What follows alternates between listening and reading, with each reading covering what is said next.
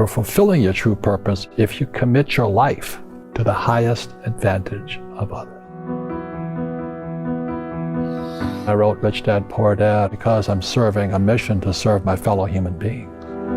Because the school system will never teach you about money. They teach people to be poor. Poor people say, I can't afford it, I can't do that, I don't have time, because it's an escape. The reason they're poor is they haven't failed.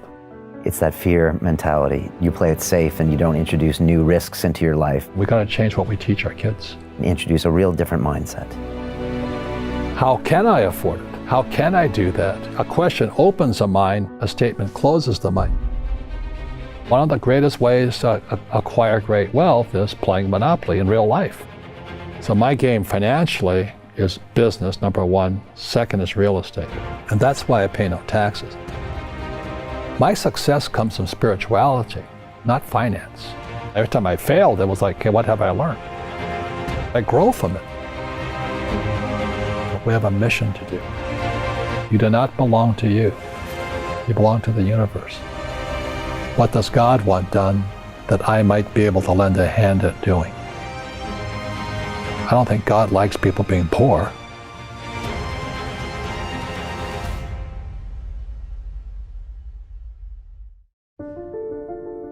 They say that the human race is doomed, that we have lost touch with our true nature, that the media has corrupted us, and that the planet has no future. I disagree.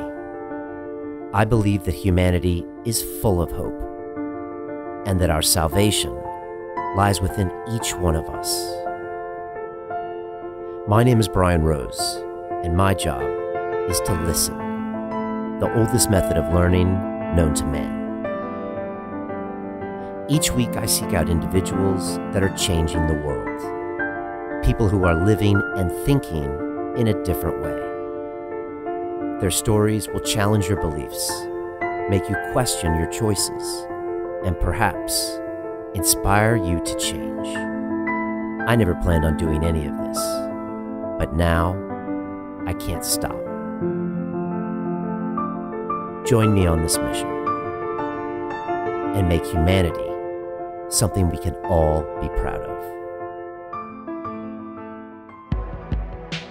I am super excited to share this conversation with Robert Kiyosaki. I first had the chance to speak with him over 5 years ago, before we had any of this studio. And now I got to go to Phoenix, Arizona to speak with this legend. He's the author of Rich Dad, Poor Dad, which is the #1 selling personal finance book of all time, over 30 million copies. And Robert has been there and done that. He started companies, built real estate empires, and taught people how to have a rich mentality. And that's the thing about Robert. He had 2 dads when he was a kid. One was his natural dad, one was his best friend's dad, and one had a poor mentality and one had a rich mentality. A poor person says, how can I afford that? The rich person actually goes out and says, what can I do to make this a great investment?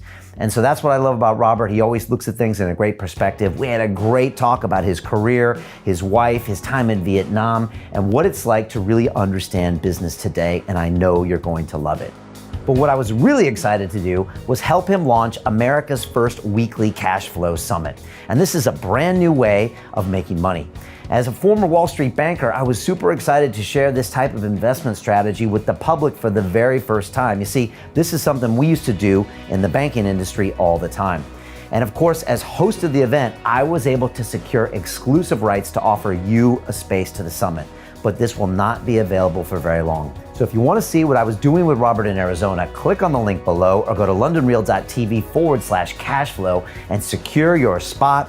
And I will see you on the inside for the summit.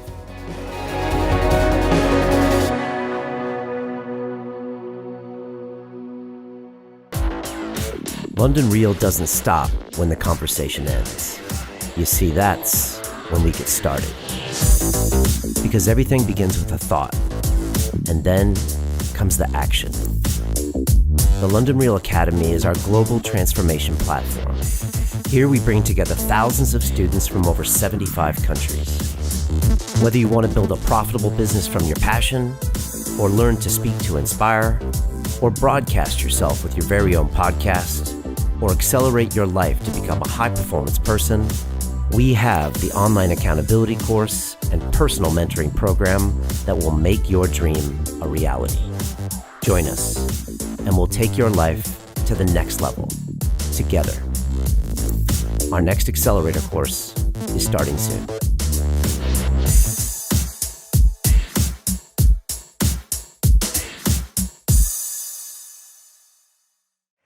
This is London Real. I am Brian Rose. My guest today is Robert Kiyosaki, the entrepreneur, educator, and investor, best known as the author of Rich Dad, Poor Dad, the #1 personal finance book of all time. You've challenged and changed the way tens of millions of people around the world think about money, and you become a passionate and outspoken advocate for financial education. I'm here on location with you in Scottsdale, Arizona. Robert, welcome back to London Real. Well, thank you. I enjoyed our last interview. Yeah, it was fantastic. It's been a great day here, and yesterday as well, spending time with you. Yesterday was one of the highlights of my life, so it was fantastic. Well, it was you and me and Jim Rickards. And why was that the highlight of your life? What was happening that day that made you feel that way? Well, you ever seen a kid, like they're playing football or baseball, whatever the sport is, and they go onto the field and they meet their hero. They'd be like meeting David Beckham or somebody like that. Well, to me, Jim Rickards and Naomi Prince and a lot of the people I run around with now were my heroes. I mean, they were the guys on the field.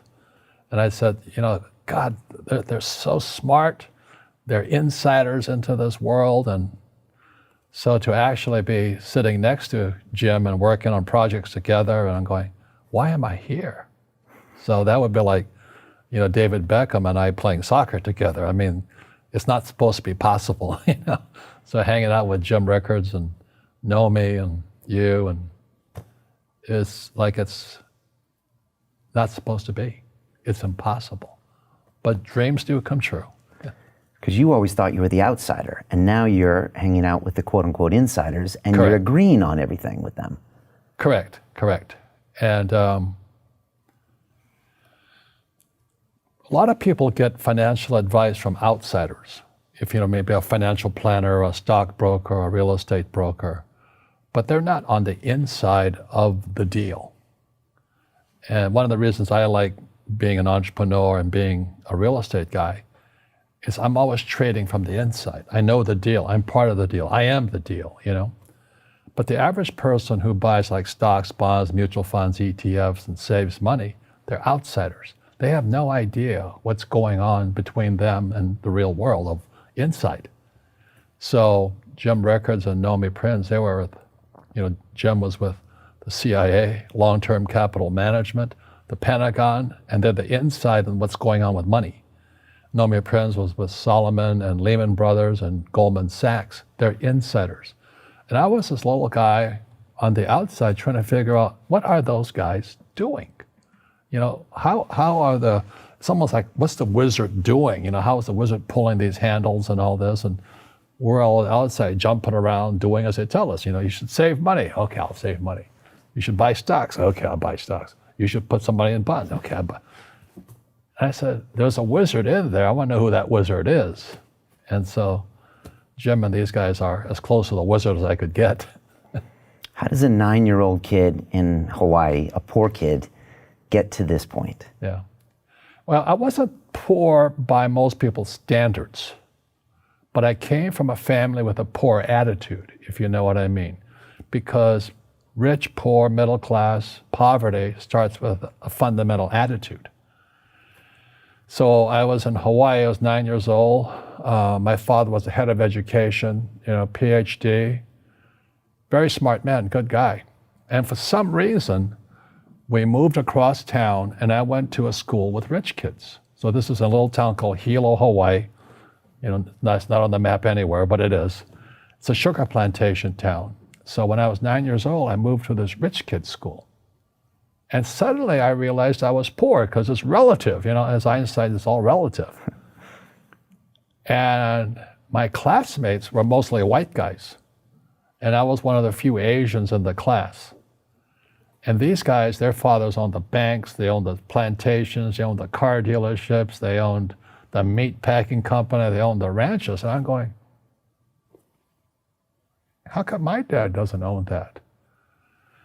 So I remember raising my hand when I was 9 years old, talking to my fourth grade teacher, and I said, when am I going to learn about money? And she was this woman who should have retired 50 years earlier.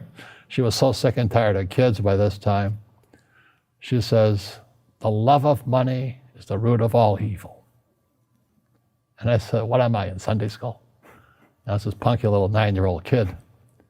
And she says, we don't teach money at school. I said, why not?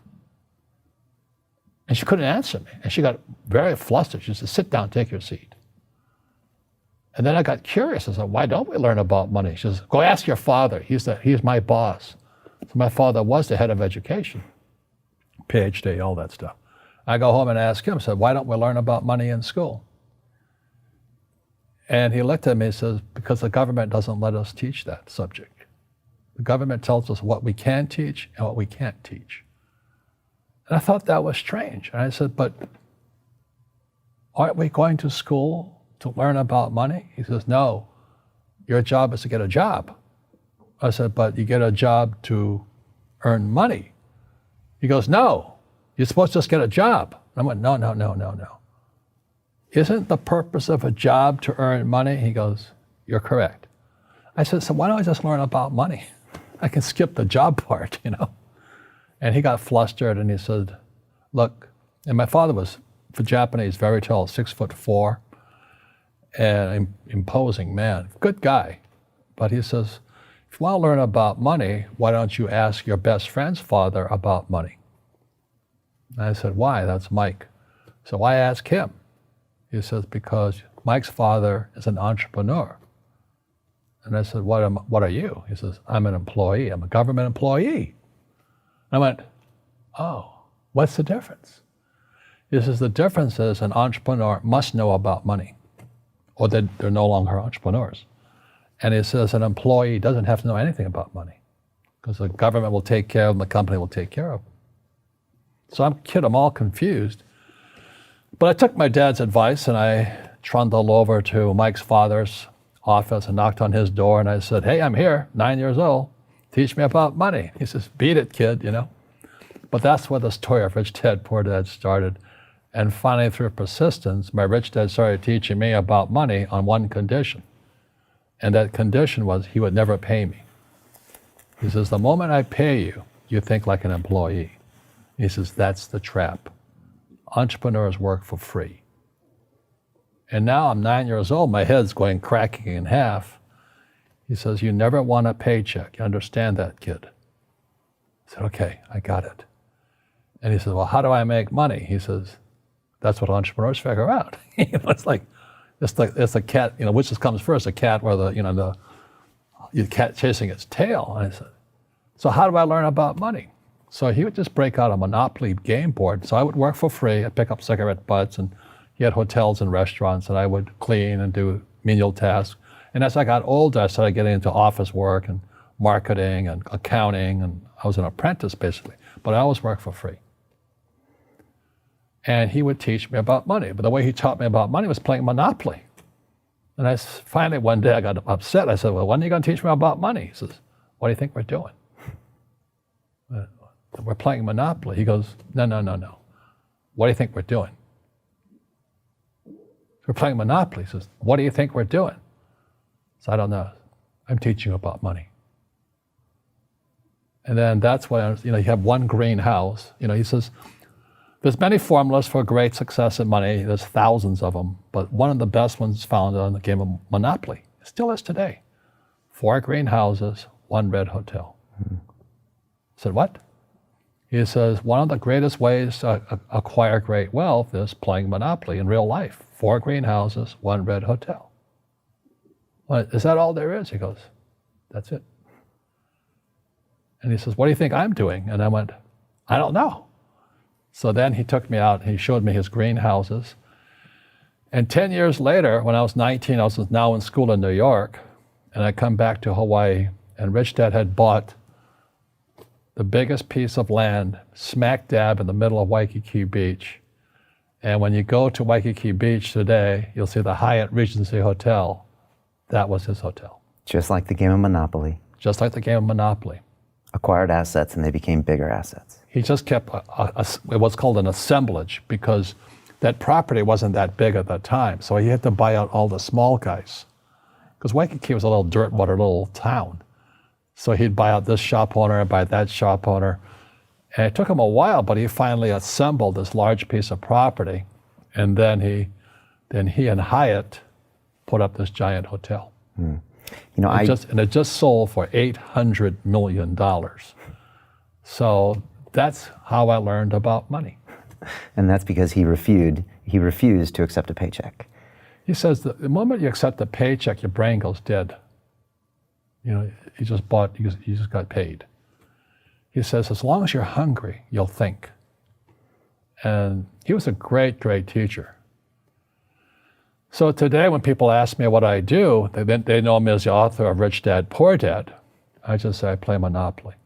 So I own greenhouses, I own big hotels, I own oil wells, golf courses, businesses. I'm just playing Monopoly. That's all I do. You know, I re-listened to your book on the flight over from London, and I hadn't listened to it in maybe 6 years. And the first time I read Rich Dad, Poor Dad, I thought it was a book about money.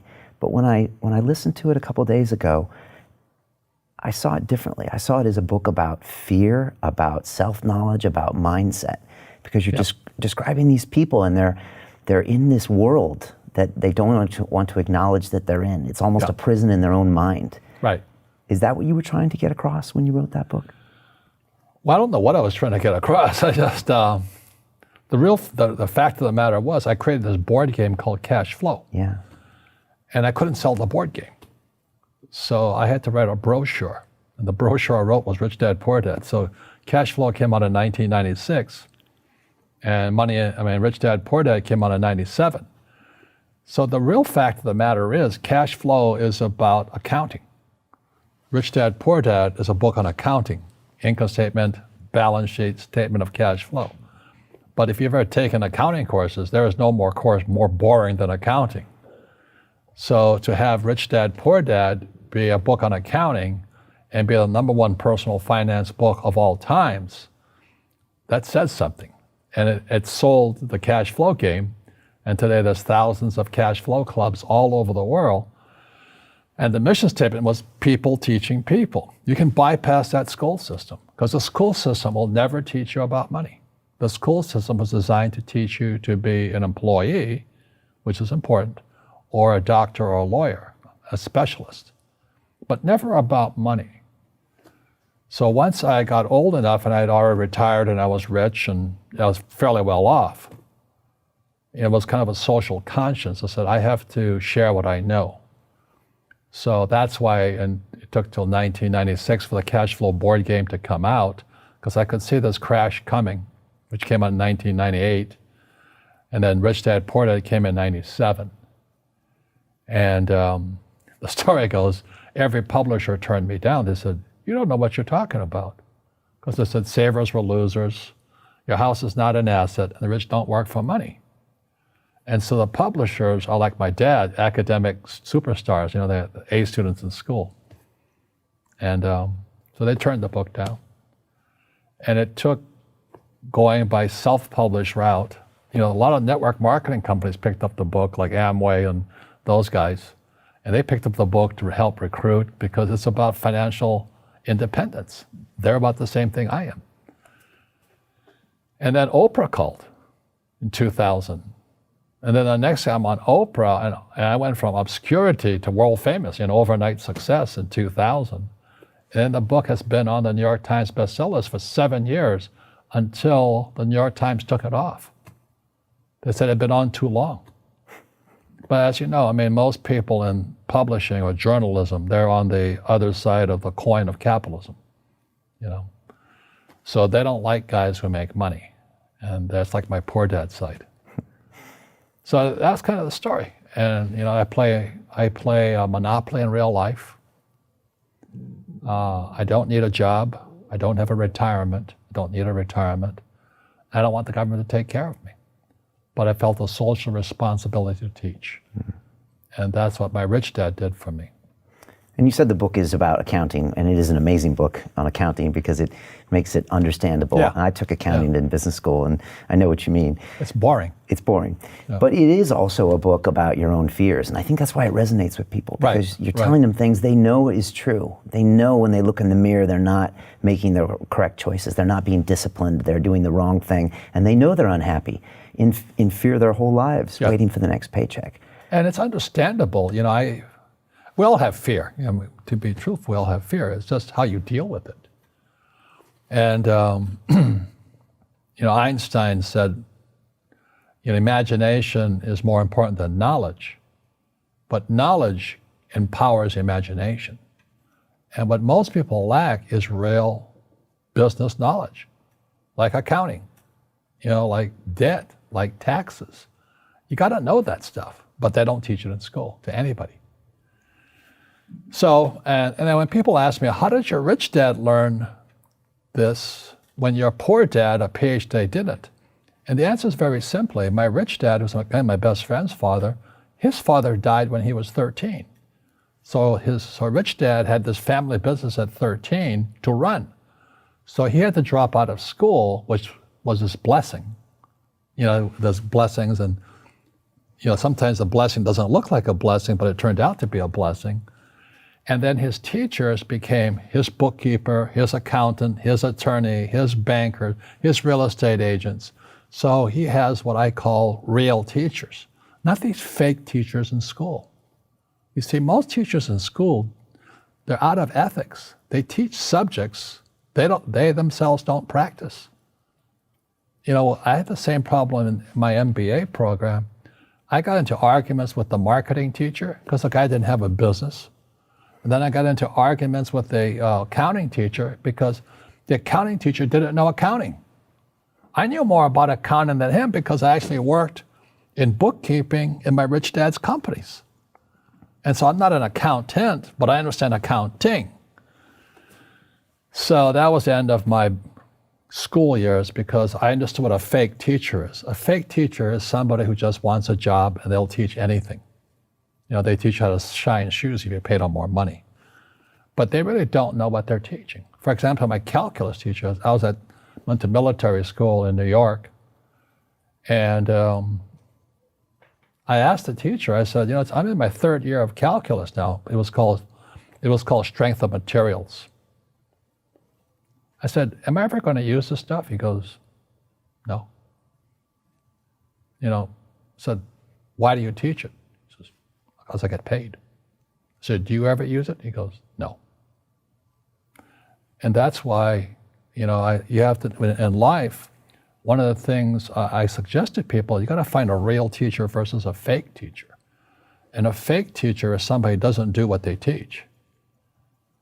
And a real teacher is doing what they teach every day. So my accountants, my attorneys, they're in it every single day. And that's how I learn, because every day I'm solving problems in my business. So I have accountants and attorneys and bankers and all these people on speed dial because I'm solving problems with my team. That's how I got smart. That's how you got smart.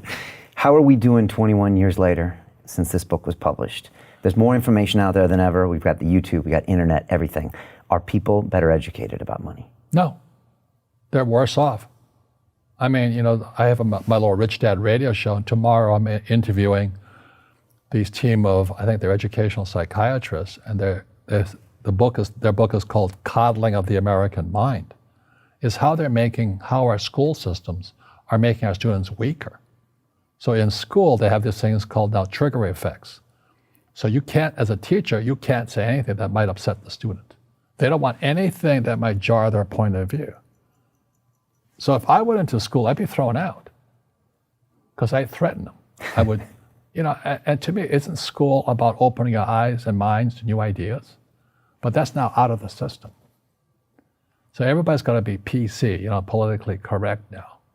And it's killing us. It's killing the brains of our kids. They're going backwards. But in their minds, they're more enlightened. They might be. But if I didn't have ideas that shook me, I wouldn't learn anything new. But now these trigger mechanisms, like they don't let you have peanuts anymore. So they found out if you take peanuts away from a child, their propensity to have peanut allergy goes up. So you get out a child, you say you can't have peanuts. So 17% will find out they're allergic to peanuts. But if you gave kids peanuts, only 3% would be allergic to peanuts. And that's kind of the metaphor the book starts with. He says, we're actually making our students weaker in school. Yeah. You did a corporate retreat here about a week ago. You do it every year for the last 21 years, Rich Dad, Poor Dad, or Rich Dad headquarters. Right. And you bring all your people together. And you said you started talking about something new that you didn't always have as a theme of your retreats. What was that? Well, this year, and I'm putting it back into the business, was my success comes from spirituality, not finance. And what happened was when my wife and I started Rich Dad back in 1996, actually, we left the spirituality out. And then the corporate types came in, the MBAs and the accountants and attorneys, and they tried to make it into a business. And I said, no, we're just a bunch of merry men who are kind of like Robin Hood and his gang. Are you Robin Hood? Taking from the rich and giving to the poor? No, I don't believe it. I don't believe in giving to the poor. But you're giving knowledge to the poor. Yes. That's a very big difference. You see, people say, well, why don't you give the poor money? So the only problem with that is it just creates more poor people. Give a man a fish, he fishes for the day, or eats for the day. Yeah, you give a man a fish, you get a lot of people who want more fish, but you teach them to fish. But you are the Robin Hood of knowledge, because I see you giving this knowledge out, and do the rich people cringe and say, don't tell them that, Robin? Yes. Don't tell people what you know. Right. Keep them poor.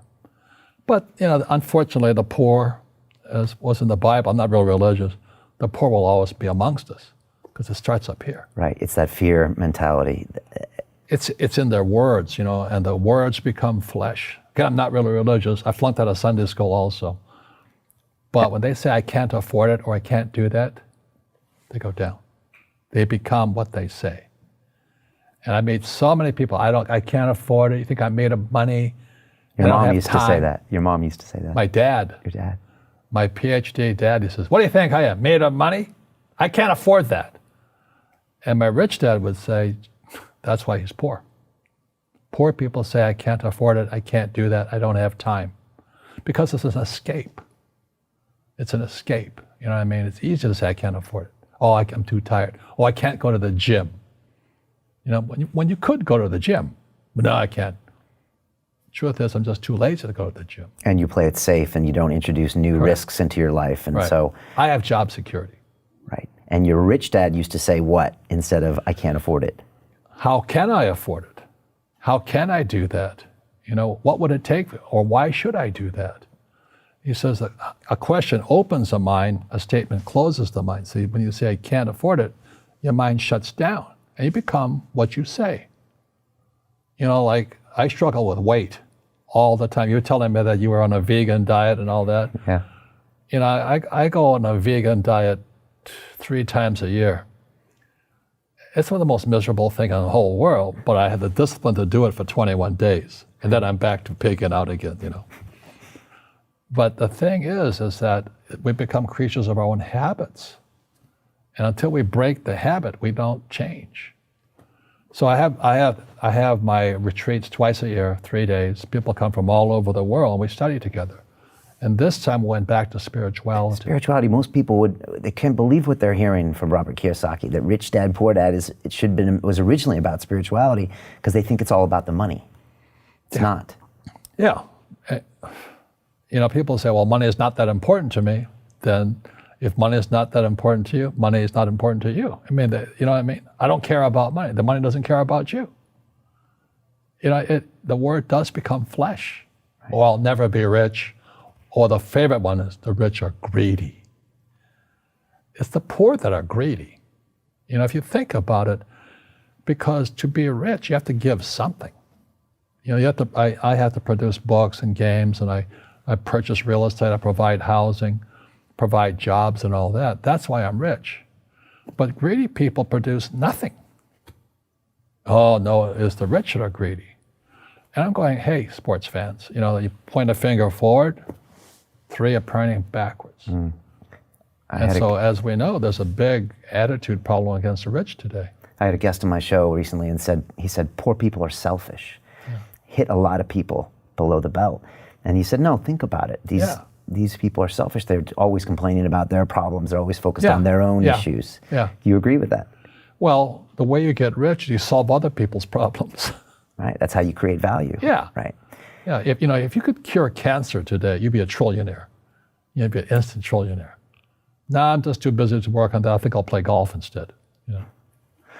Tell me about how you bring spirituality back into a company, a corporation, or Rich Dad. Well, because it's a business, I can't force anybody to do anything. But we study spiritual books. Like the last book we studied was The Power of Now by Tolle, T-O-L-L-E. And then before that, we studied those types of books. We also study finance books. But then I encourage meditation and this process called clearing. Tolle talks about we have pain bodies in our, it's like maybe your father did something to you 50 years ago. Well, that pain is still there. And meditation doesn't get to it. So there are people with the precision, it's like a laser guided to go in there and remove the mental and emotional pain. So there are processors who can do that.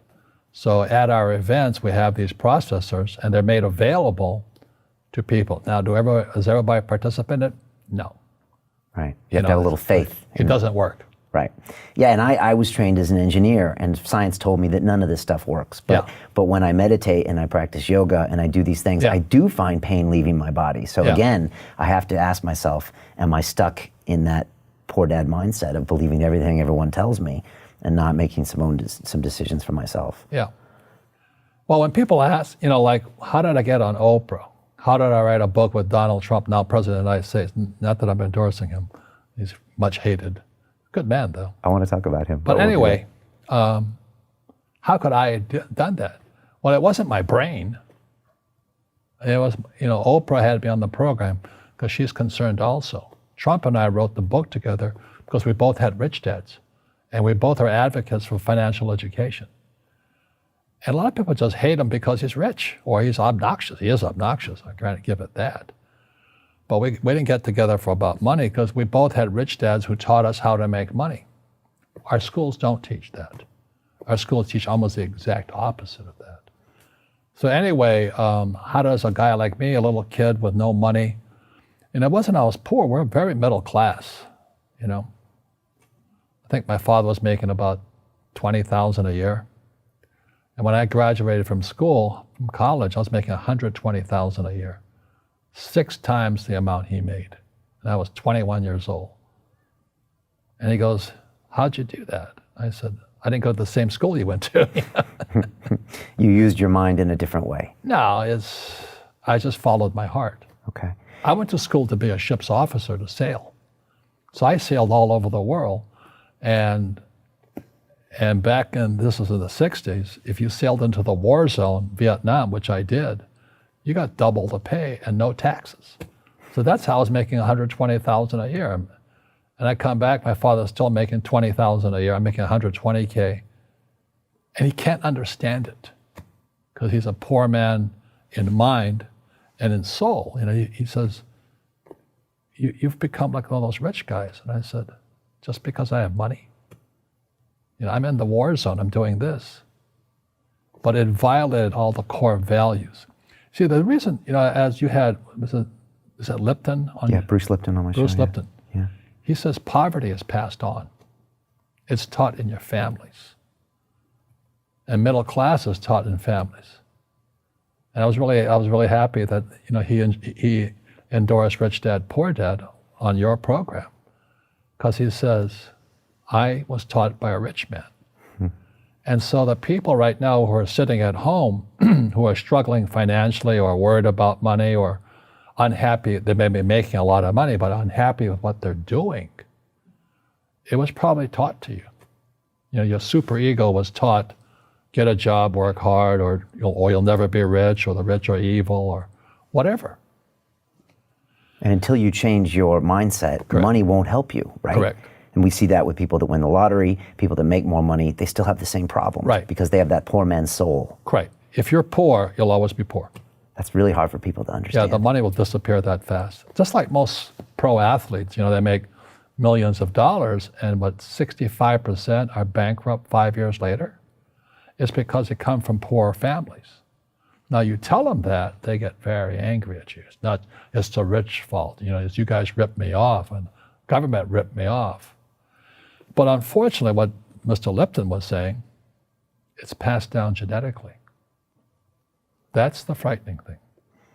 So what Mr. Lipton was saying, what Trump and I are saying, and what Jim Rickards and Nomi Prince and all, we're saying we got to change what we teach our kids. Right. Try to change that soul, that DNA, and introduce a real different mindset. Yeah. Well, they've got to teach them, as Einstein said, imagination is more important than knowledge. Yeah, but you got to have the basic knowledge of taxes, debt, financial statements, and all that. If you don't want to learn it, I can't help you. So my poor dad never wanted to learn what my rich dad was teaching me. Right. You wrote books with Trump because you both were passionate about teaching this knowledge. You both had rich dads that opened your minds up to possibilities. And again, it's almost like an investor's mentality. How can I afford this? You're thinking about everything in life as an investment, invested of time, of money. It's an amazing mindset to have. What was that process, writing books with Donald Trump? Not one book, but 2 books. Right. And what did you learn from him as a man before he even became president? Well, there's no 2 Donald Trumps. What I mean by that is what you see on TV is what he is. He will not BS you. You know how a lot of politicians have 2 sides? Trump has one side, and it's the one that's president at that moment. So the thing I appreciated about him, I always knew where I stood. I didn't have to guess. He'd tell you up front. Right. Jim Rickards yesterday, he said, I know that guy. He's a kid that grew up in Queens. Yeah. He's a tough guy. Yeah. Very tough. And Queens was not too far from where I went to school in New York. Okay. And those guys are tough. You're tough too. Yeah. We grew up tough, But to a lot of people, that's offensive. That's a new thing about in school, triggering. You can't offend me in any way. Can't scare me. Don't give me peanuts. Okay. And we're getting weaker and weaker and weaker, in my opinion. Yeah, I hear this from a lot of men in your generation, you and Trump, and say the political correctness is killing us. Yeah. It's killing us. Yeah. When I was a kid, we teased each other all the time and all that. You can't say anything anymore. Right. You can't tease anybody because they'll sue you. I'm afraid, in my position, I'm never alone with a woman by myself because I can get sued that fast. Does that make sense to you? Yeah. And I don't fool around at all. I love my wife, been married 33 years. But today, you can get accused of anything. You're guilty. Right. It's something sick in our society. Will this change in the next 50 years? It has to, right? Well, one of my best teachers was R. Buckminster Fuller. He created the geodesic dome and all that. Yeah. And he was kind of the guy that straightened me out spiritually.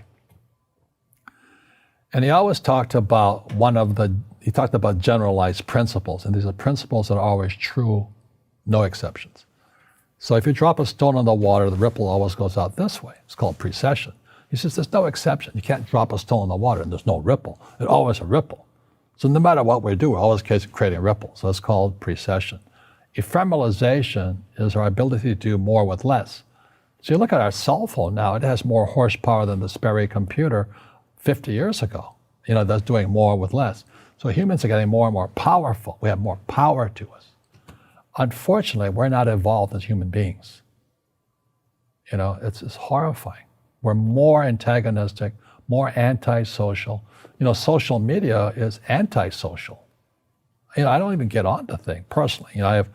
I'm very controlled at what we say, not like Trump, but because it's so antisocial today. People are so antagonistic. That's the danger part. So the reason I'm speaking on spirituality, we got to evolve. It means meditation, it means yoga, it means praying, it means going to church, whatever it takes. But you got to get back to calm and peace and meditation. What do you make of all this fighting that's going on? You know, I don't live in America anymore, but everyone tells me it's hard. It's hard. horrible. It's hard going to a dinner party because arguments break out. Fight. There's fights everywhere. We're Right. fighting with each other. We're fighting with the environment. Right. How does this play out, and how do you view that? Well, that's what I was getting at. So Fuller talked about the generalized principles. One generalized principle is emergence through emergency. So when you look at the word emergency, the base word is emerge. And what Fuller says, the only way humans evolve is via emergency, Crisis. crisis, and a big one's coming. And it's going to be, as we all know, our banks have ripped us off immensely. They're just a bunch of crooks. I don't know how they can live with themselves. But, you know, the bankers rip off trillions and they get bonused in billions. Nobody goes to jail. That's the sickness of our society. So that's why Trump and I write about financial education. It's almost like self-defense. It's almost like taking judo against our own government and our own banking systems and Wall Street. So that's why we're here with, you know, Jim Rickards and Nomi. It's kind of self-defense, teaching people what schools will not teach us.